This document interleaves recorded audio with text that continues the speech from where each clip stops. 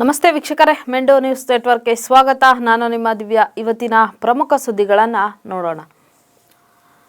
ವೀಕ್ಷಕರೇ, ಕೌಟುಂಬಿಕ ಕಲಹದಿಂದ ತಾಯಿಯೊಬ್ಬಳು ಮಕ್ಕಳ ಇಬ್ಬರನ್ನೂ ಸಹ ನೇಣಿಗಾಕಿ ಆಕೆ ಕೂಡ ಕತ್ತು ಕುಯ್ಕೊಂಡು ಆತ್ಮಹತ್ಯೆಗೆ ಯತ್ನ ಮಾಡಿರುವಂತಹ ಘಟನೆ ಸುಬ್ರಹ್ಮಣ್ಯಪುರ ಪೊಲೀಸ್ ಠಾಣಾ ವ್ಯಾಪ್ತಿಯಲ್ಲಿ ನಡೆದಿದೆ. ಇವರು ಜಾರ್ಖಂಡ್ ಮೂಲದವರು ಅನಿಸುತ್ತೆ.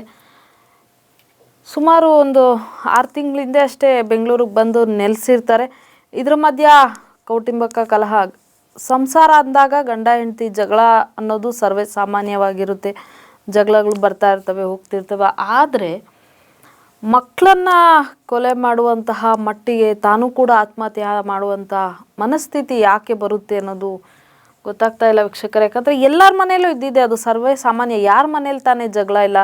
ಸಂಸಾರ ಅನ್ನೋದೇ ಅದು ಶುರುವಾಗೋದು ಜಗಳದಿಂದ, ನಿಂತೋಗೋದು ಜಗಳದಿಂದ, ಹೀಗೆ ಇದ್ದೇ ಇರುತ್ತೆ ಪ್ರತಿ ದಿವಸ ಪ್ರತಿಯೊಂದು ಮನೆಯಲ್ಲೂ ಕೂಡ. ಆದರೆ ಇವರ ಒಂದು ಮನಸ್ಥಿತಿಗೆ ಮುದ್ದಾದ 2 ಮಕ್ಕಳು ಬಲಿಯಾಗಿದ್ದಾವಲ್ಲ, ಇದು ಒಂದು ರೀತಿಯಾಗಿ ನೋವು ಉಂಟು ಮಾಡುವಂತಹ ಘಟನೆ ಅಂತಲೇ ಹೇಳ್ಬೋದು. ಕೌಟುಂಬಿಕ ಕಲಹದಲ್ಲಿ ಮಕ್ಕಳನ್ನು ಕೊಲೆ ಮಾಡುವಂಥದ್ದು, ಏನು ಗೊತ್ತಿಲ್ಲದಿರುವಂತಹ, ಇನ್ನೂ ಏನು ಅರಿದೇ ಇರುವಂತಹ ಪುಟ್ಟ ಕಂದಮಗಳ ಜೀವ ಬಲಿಯಾಗಿದೆ.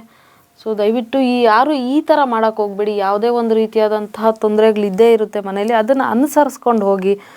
ಅದು ಬಿಟ್ಟು ಮಕ್ಕಳನ್ನ ಕೊಲೆ ಮಾಡೋದಂತೆ, ತಾವು ಸಹ ಪ್ರಾಣ ಕಳ್ಕೊಳ್ಳೋದು. ಆಕೆಯೇನೋ ಈಗ ಬದುಕಿದ್ದಾರೆ, ಆದರೆ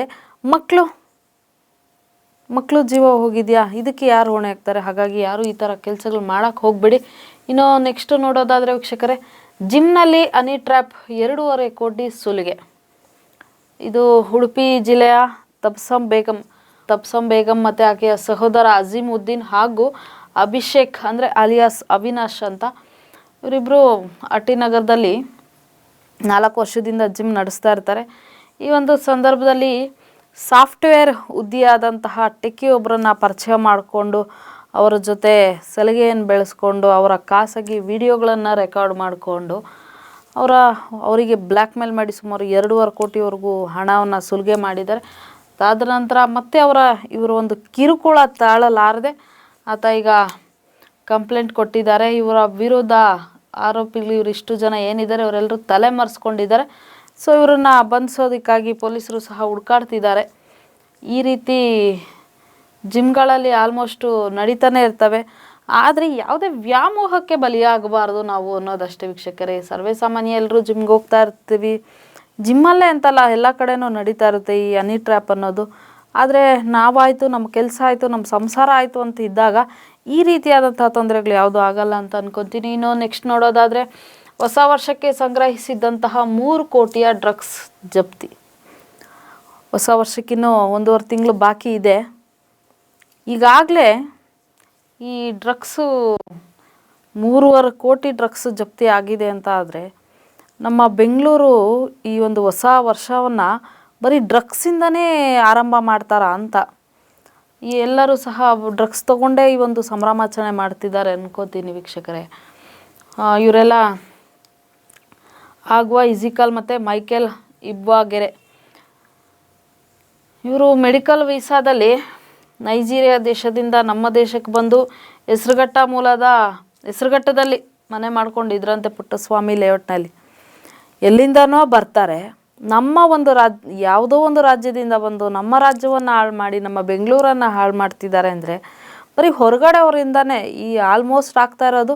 ಯಾವ ಒಂದು ದರೋಡೆಗಳಾಗಿರಲಿ, ಅತ್ಯಾಚಾರಗಳಾಗಿರಲಿ, ಇದೆಲ್ಲ ಹೊರಗಡೆಯವರಿಂದನೇ ಆಗ್ತಾ ಇದೆ. ಇದ್ರ ಬಗ್ಗೆ ಇನ್ಫಾರ್ಮೇಷನ್ ಸಿಕ್ಕಂತಹ ಪೊಲೀಸ್ ಇನ್ಸ್ಪೆಕ್ಟರ್ ಭರತ್ ಗೌಡ ಅವರಿಗೆ ಮಾಹಿತಿ ಸಿಕ್ಕಿದೆ. ಅದಾದ ನಂತರ ಇವರನ್ನು ಮಾಲ್ ಸಮೇತ ದಾಳಿ ಮಾಡಿ ಹಿಡಿದಿದ್ದಾರೆ. ಇನ್ನು ನೆಕ್ಸ್ಟ್ ನೋಡೋದಾದರೆ ವೀಕ್ಷಕರೇ, ಮತ್ತೊಂದು ಕೂಡ ಅದೇ ವಿಚಾರ. ಕೇರಳ ಮೂಲಕ ನಗರಕ್ಕೆ ತಂದಿದ್ದಂತಹ 3 ಕ್ವಿಂಟಾಲ್ ಗಾಂಜಾ ಜಪ್ತಿಯಾಗಿದೆ. 3 ಜನನ ಬಂಧನ ಕೂಡ ಮಾಡಿದ್ದಾರೆ. ಇವರು 3 ಜನ. ಇದು ಜಕ್ಕೂರು ಸಮೀಪದ ಡ್ರಗ್ಸ್ ದಂಧೆಕೋರರ ವಿರುದ್ಧ ಗೋವಿಂದಪುರ ಠಾಣಾ ಪೊಲೀಸ್ ಠಾಣೆಯಲ್ಲಿ ಈ ಒಂದು ಕಾರ್ಯಾಚರಣೆ ಕೂಡ ನಡೀತಾ ಇದೆ. ಇವರು ಅಷ್ಟೇ ವೀಕ್ಷಕರೇ, ಇವರು ಒಡಿಸ್ಸಾಯಿಂದ ಈ ಒಂದು ಡ್ರಗ್ಸ್ಗಳನ್ನೆಲ್ಲ ತಂದು ನಮ್ಮ ರಾಜ್ಯದಲ್ಲಿ ಮಾರ್ತಾ ಇದ್ದಾರೆ. ಅಲ್ಲಿ ಕಮ್ಮಿ ಬೆಲೆಗೆ ತರೋದು, ಇವರು ಇಲ್ಲಿ ಹೆಚ್ಚಿನ ರೇಟಿಗೆ, ಅಲ್ಲಿ ಅಂದರೆ ಒಂದು 5,000ಕ್ಕೆ ತಂದಿದ್ರೆ ಇಲ್ಲಿ 10,000 ರಿಂದ 15,000 1 ಗ್ರಾಮ್ಗೆ ಈ ರೀತಿ ಮಾರಾಟ ಮಾಡೋದು. ಇದರಿಂದ ದುಡ್ಡು ಸಂಪಾದನೆ ಮಾಡೋದು ಹೀಗೆ ಮಾಡ್ತಿರ್ತಾರೆ. ಇನ್ನು ಇವರ ಒಂದು ಮೂಲ ವೃತ್ತಿ ಅಂತ ನೋಡೋದಾದರೆ ಒಬ್ಬರು ಪೆಡ್ಲರ್ ಆಗಿರ್ತಾರೆ, ಅದಾದ ನಂತರ ಕ್ಯಾಬ್ ಚಾಲಕ ಆಗಿರ್ತಾರೆ. ಹೀಗೆ ಇವರ ಒಂದು ಪರಿಚಯಗಳು ಮಾಡಿಕೊಂಡು ಹೊರಗಡೆ ಕೇರಳ ರಾಜ್ಯದವರು ಕೂಡ ಇವರು ಕೇರಳದವರು ಒಬ್ಬರು, ಇನ್ನು ಮಿಕ್ಕಿದವರು ಒಡಿಸ್ಸಾಯಿಂದ ತಂದಿರೋವಂಥದ್ದು. ಹೀಗೆ ಹೊರ ರಾಜ್ಯಗಳಿಂದ ಬಂದು ಈ ರೀತಿ ಎಲ್ಲ ಆಗ್ತಾ ಇರೋದು ನೋಡಿದ್ರೆ ನಾವು ಅವರನ್ನೆಲ್ಲ ನಮ್ಮ ರಾಜ್ಯಗಳಿಗೆ ಒಂದು ವಾಸಕ್ಕೆ ಬಿಟ್ಕೊಳ್ಳೇಬಾರ್ದು. ಅವರವರ ರಾಜ್ಯದಲ್ಲಿ ಅವರಿದ್ದರೆ ನಮ್ಮ ರಾಜ್ಯ ಕ್ಷೇಮ ಆಗುತ್ತೆ ಅಂತಲೇ ಹೇಳ್ಬೋದು. ಎಷ್ಟೋ ಕಡೆ ಇದೇ ನಡೀತಾ ಇರೋದು. ಬರೀ ಒಂದು ದರೋಡೆ ಆಗಿರಲಿ, ಕೊಲೆ ಆಗಿರಲಿ, ಸುಲಿಗೆ, ಕಳ್ಳತನ ಏನಾದರೂ ಆಗಿರಲಿ, ಬರೀ ಅದು ಹೊರಗಡೆಯಿಂದ ಬಂದವರಿಂದ ಮಾತ್ರನೇ ಆಗ್ತಾಯಿದೆ. ನಮ್ಮ ರಾಜ್ಯದಲ್ಲಿ ಯಾರು 100ರಲ್ಲಿ ಒಂದು 5% ಇದ್ದಾರೇನೋ ನಮ್ಮ ಒಂದು ಅಭಿಪ್ರಾಯದ ಪ್ರಕಾರ. ಮಿಕ್ಕಿದೆಲ್ಲ ಹೊರಗಡೆ ರಾಜ್ಯದಿಂದನೇ ಬರ್ತಾ ಇರೋದು. ಹೊರಗಡೆ ರಾಜ್ಯಗಳಿಂದ ಬಂದಂಥವ್ರಿಂದ, ಹೊರ ರಾಜ್ಯದಿಂದ ಬಂದವರು ಸಹ ಎಲ್ಲರೂ ಕೆಟ್ಟವರು ಅಂತ ನಾನೇನು ಹೇಳ್ತಿಲ್ಲ. ಅದರಲ್ಲಿ ಕೆಲವೊಬ್ಬರು ಈ ರೀತಿಯಾದಂಥ ಕೃತ್ಯಗಳನ್ನ ಎಸಗ್ತಿದ್ದಾರೆ. ಸೊ ಈ ಒಂದು ಇದರಿಂದ ನಮ್ಮ ರಾಜ್ಯದಲ್ಲಿರುವಂತಹ ಯುವಕ ಯುವತಿಯರು, ವಿದ್ಯಾರ್ಥಿಗಳು ಜೀವನ ಹಾಳಾಗ್ತಾ ಇದೆ, ಅವರ ಭವಿಷ್ಯ ಹಾಳಾಗ್ತಾ ಇದೆ. ಹಾಗಾಗಿ ನಮ್ಮ ಇನ್ಸ್ಪೆಕ್ಟರ್ ದಯಾನಂದ್ ಸರ್ ಅವರಿಗೆ, ಪೊಲೀಸ್ ಇಲಾಖೆಗೆ ನಮ್ಮ ಕಡೆಯಿಂದ ಒಂದು ಮನವಿ ಏನಂದರೆ, ಇನ್ನು 1 ತಿಂಗಳು ಇರುವಾಗಲೇ ಈ ರೀತಿ ಆಗ್ತಾ ಇದೆ. ಇನ್ನು ಮುಂದಿನ ದಿನಗಳಲ್ಲಿ ಇನ್ಯಾವ ರೀತಿಯಾದಂತಹ ಡ್ರಗ್ಸ್ ನಮ್ಮ ರಾಜ್ಯಕ್ಕೆ ಬರ್ಬೋದು. ಹಾಗಾಗಿ ಇದ್ರ ಮೇಲೆ ಸ್ವಲ್ಪ ನಿಗಾವಹಿಸಿ ಹೆಚ್ಚಿನ ಒಂದು ಕ್ರಮ ತೆಗೆದುಕೊಳ್ಳಿ, ಇದ್ರ ಮೇಲೆ ಗಮನ ಹಿಡಿ ಅಂತ ಹೇಳ್ತಾ ಇದಾಗಿತ್ತು ಈ ಕ್ಷಣದ ಸುದ್ದಿ. ನಿರಂತರ ಸುದ್ದಿಗಾಗಿ ನೋಡ್ತಾ ಇರಿ ಮೆಂಡು ನ್ಯೂಸ್ ನೆಟ್ವರ್ಕ್. ಮೆಂಡು ನ್ಯೂಸ್ ನೆಟ್ವರ್ಕ್, ಸತ್ಯದ ಕನ್ನಡಿ.